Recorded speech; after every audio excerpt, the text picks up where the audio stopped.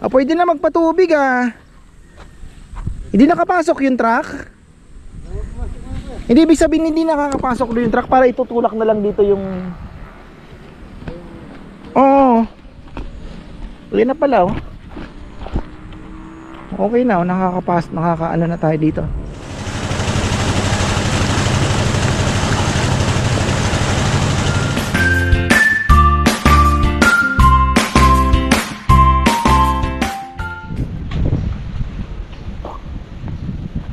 Home sweet home, ayan, magandang buhay mga ka-farmer.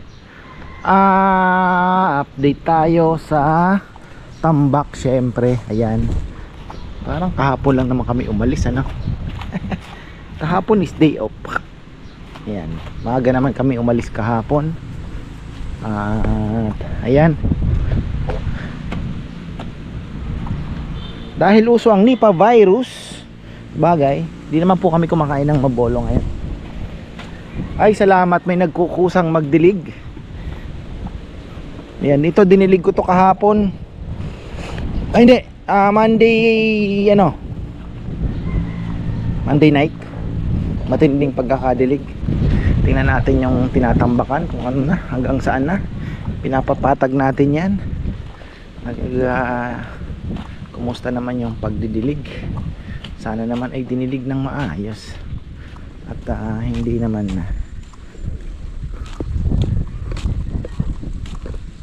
inano ko to eh, ginambol ko to, ginambol para lumaki na. Ayan oh. Oh, di ba? Hanggang saan na ba yung tambak? Hanggang saan na yung tambak kong? Kailangan magpatubig na. Malaki na yung aking mga mustasa.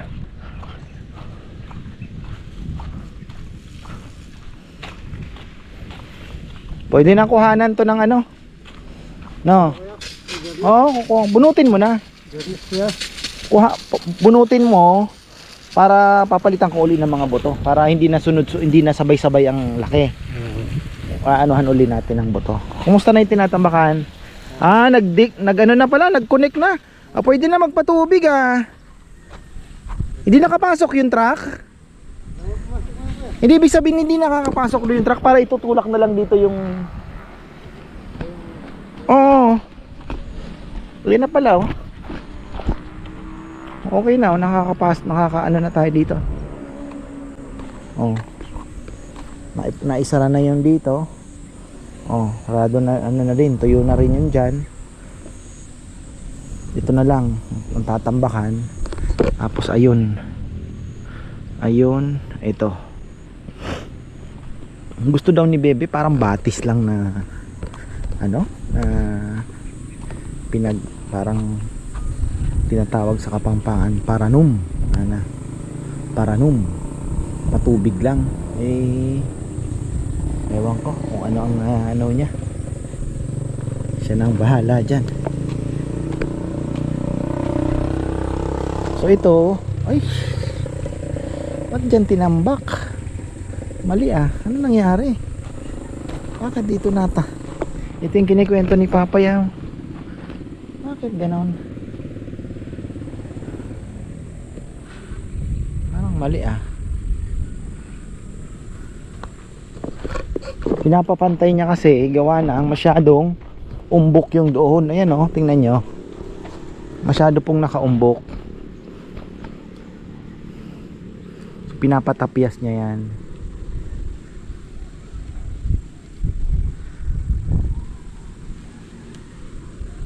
Okay na pala halos ah. Kunti na lang yun doon no? Tapos ito. Tapos ito. Hindi pa makapasok doon ah. Gusto ko sanang tumawid at makita natin kung anong sitwasyon doon sa isla.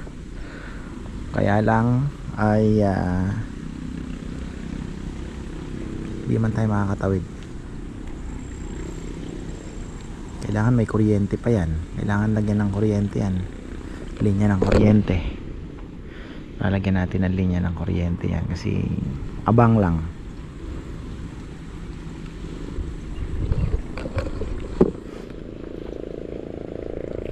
Bakit natapon? Minsan sinasabi ni Papa Yam na umano daw. Tapos eto, mukhang okay na okay na yan, okay na po ito. Yung dito hindi na natin okay na yan. At yun doon na lang naman ng kaunti, yung pwede namang i-scrape ng kaunti, yung tapon na lang dito sa kabila. Yung mga sobra naman doon sa kabila, pwede na palang magpatubig mamaya para makapagpatubig tayo. Kawawa naman yung ating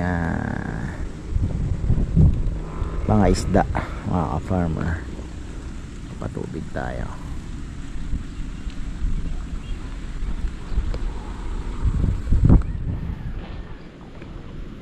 Ito pitpit na pitpit kasi ito dinadaanan. Pero ito yung ni Papa Yam pa konti. Kaya lang magtatambak pa rin naman uli tayo dito. Gawa ng yun namang ilalagay natin dito. I-ready na rin natin yun. Kung ilan man yun, hindi ko po alam. Kung sasagad na siguro natin, baka ipasagad ko na. Hindi ko alam kung may budget pa si Bebe. Grabe po kasi gastos, totoo lang. Kaya lang kailangan, kasi okay na to na let's say sabihin mo mai-ready na po namin, may tambak na, okay na yan, may tambak na, wala na akong iisipin, pwede ko na pong ipasara yun. Siguro mga after kahit sabihin mo ng ipasara natin yan ng April, asintahan na natin yon by April.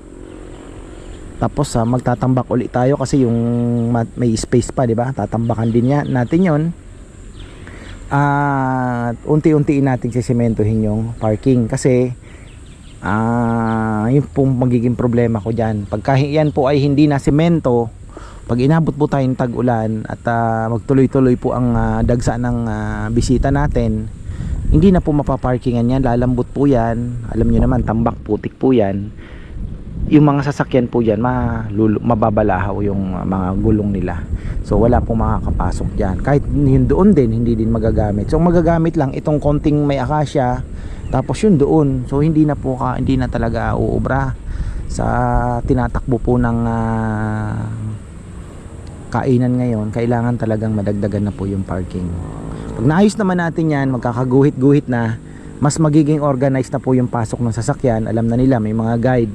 So ang tendency niyan, hindi na po kami mamomroblema na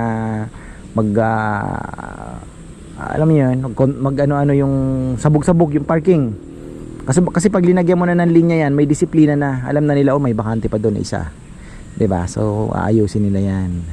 Eventually, pagka mas nakaraos pa, para naman mas maganda ang parking ninyo. Pero hindi pa naman po, naisip ko lang yon to give the best service that we can have, 'di ba? Na para po sa mga may sasakyan din na mapasok dito at magpa-park dito sa may banda side, pwede namin lagyan ng parang payong yan na nakagano, tapos may net para hindi naman po mainit sa mga sasakyan, mainitan mga sasakyan niya. Pero hindi pa po ngayon.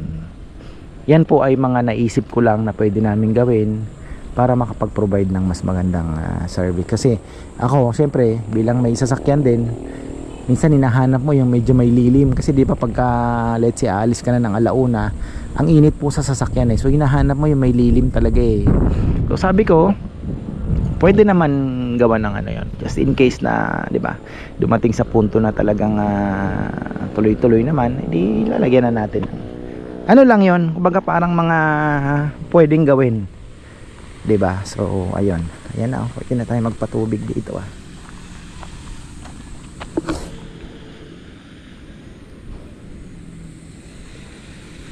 Tatlo pang truck to, 4. Mga ilang truck pa to, Kong? Ilang truck pa to? 3, 4. Yung dito, ito sa loob, ha?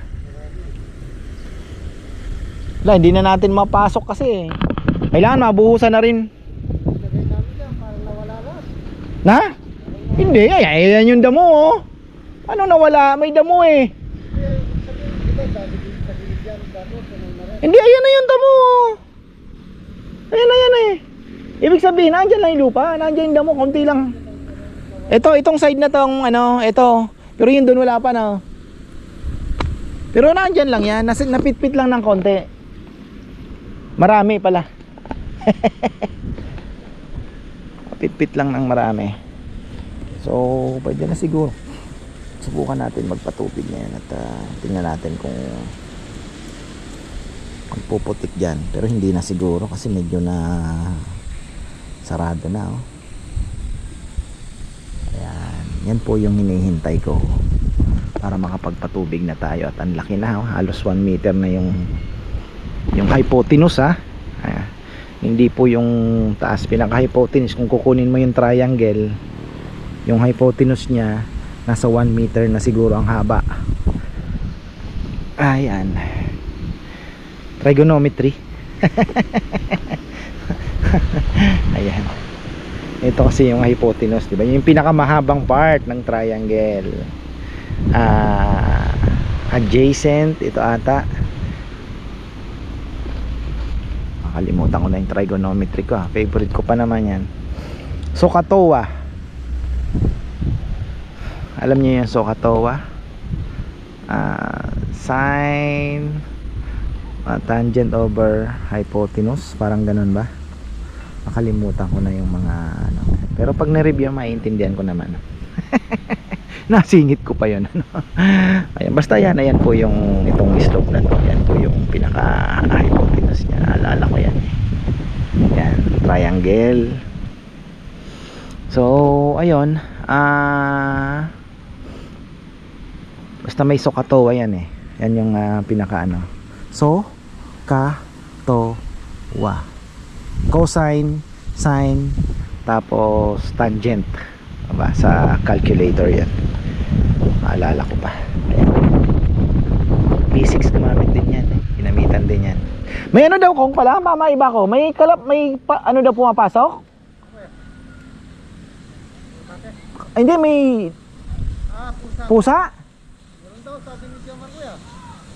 Pero wala napatay. Wala naman yan. Hindi kasi pag nakapasok siya, hindi na siya makakalabas. Hindi na kuya. Matay na siya. Mapatayin mo na. Mapatayin ko na. Yung itim yon. Yung itim. Oo kuya. Ano daw? Parang may nanarin sa mata. Parang nabulag na.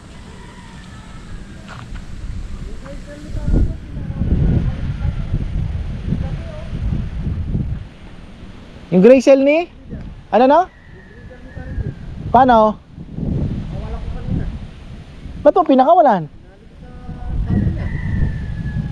Oh, hindi naman marunong pumasok 'yon. Hindi marunong pumasok 'yon. Subukan natin magpatubig mga ka-farmer. Ayan. So ayan po ang update sa ating tambak. So ayan, nag-meet na finally. Tapos konti na lang dito, sabihin mo mga 3-4. Ito siguro mga 2-3. So kung titingnan natin, okay na tayo dito.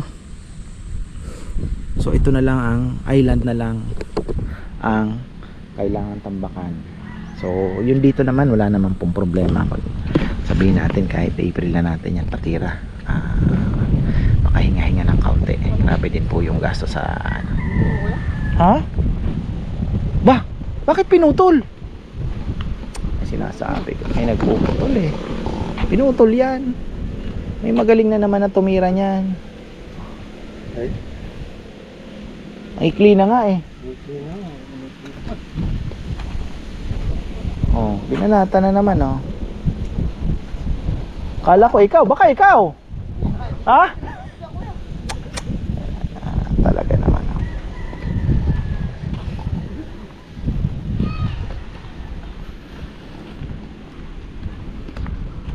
Maganda yung aking mga inano ko to eh. Talagang ginambol ko, ginanon ko ng kamay kasi talaga grabe po ang tubig. Tuyo yung ilalim. Ang hirap. Kaya pala hindi umaasenso, tuyo yung ilalim. So kailangan talagang ano mo, ginulo ko. Tapos yung dito, yung ano natin, radish, ganun din ang ginawa ko. Inano ko din, pero talagang speedy mga farmer, totoo nga, speedy nga talaga, bilis lumaki. Oh, aga nyo mo eh.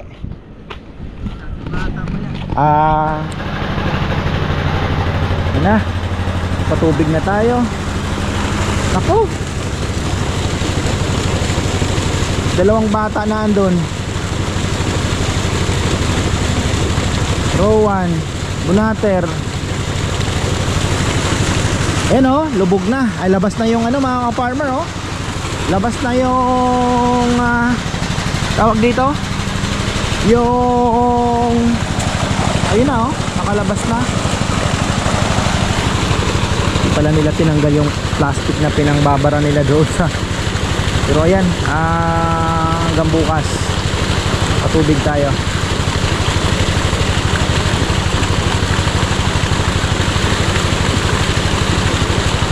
Mga ayaw pumasok na ibon, ano na naman kaya ang ginawa ni Kongkong? May pinakawala na naman. Yung ano, kakainin niya ng pusa, yung inakay. Ayun o, ay pumasok o, naandoon lang, patay. Ay inakayan. Mamaya maya lang naandyan na naman yung mga isda natin, sa lubong na. Sigurado ko hindi nagpakain ng mga yan. Kailangan namin linisin yung ito, gustong patanggal ni Bebe. Ayan. Inis daw siya. Iniwan ng mga boys kasi yung mga tulos-tulos na yan. Ayan o, may nagpatrabaho na pala dito si Papa Yama. Ano ba ito? Kailangan pong matanggal ang mga yan. At yun doon din. Kaya lang napakarami ding trabaho na kailangan unahin syempre. Ako naman, ang importante sa akin, mapataas yung tubig. Kahit medyo masakit po sa mata ito, okay lang. Kasi ito kailangan natin ng summertime. Taguan po ng isda yan. Kumbaga yan po ay lilim nila pag sumobra na po ang init ng panahon. Magiging lilim nila yan. Nakatodo oh. Galit na galit yung makina.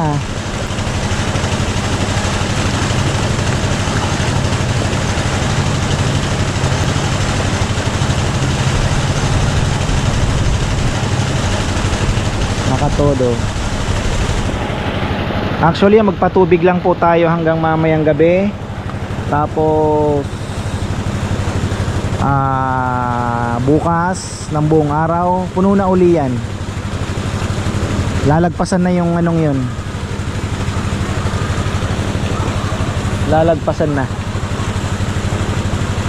20 liters lang. Kaya na niya na pong ano, ibalik yung nawalang tubig.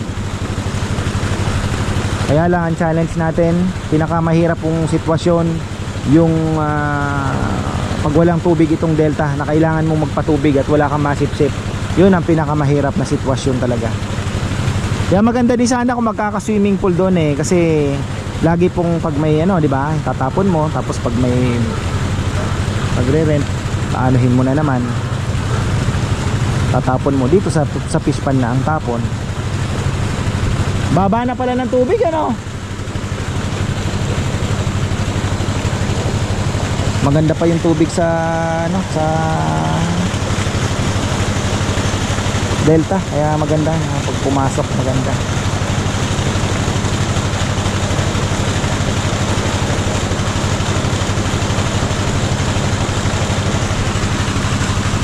Ay. So ayan po mga ka-farmer, yan ang ating update. At kita nyo naman, kaunti na lang ang kailangan na tambak na i-rouse na naman natin yung kubo. Bukas na tayo magbibigay ng update doon at hindi ko po alam kung ano na ang nangyayari. Pero nagbago na naman yung ano, kasi ang mahal po nung ano, yung binibili namin, yung may kulay na design na ipapatong mo lang. Sabi ko, bebe, ang mahal naman yan. Dami namin kailangan. Sabi ko, abutin ng 44,000. Yun lang na, ano yan, sabi ko, wag na. Isimento na lang natin yan, mura-mura pa. Tapos tiles na lang na may, ano-ano, may design na parang ilalagay mo sa gitna. And then, ganyan-ganyan. May nakita kami doon papunta sa ano eh. Binidyo ko nga, sabi ko, bebe, ang ganda oh. Sabi niya, oh, ganyan na lang. Masyado pong mahal yung naisip niya na yun. Tapos, ano lang, di ba? Parang hollow blocks lang naman yung nahinulma na may kulay. Ganun na kamahal. Grabe naman. Ay nako. O ayan, ako'y pagod mga farmer. Ako, napaka-antok na antok po ako. Napagod ng biyahe. Ayan. So shout out kay Kuya Glenn. Di ka nakasama. Nag-enjoy kami sa Las Casas. Ayan. So ngayon okay na. At mamayang gabi mag-ano pa ako ng aking mga halaman din. So yan, marami pong salamat. Patubig tayo bukas at hanggang mamaya siguro.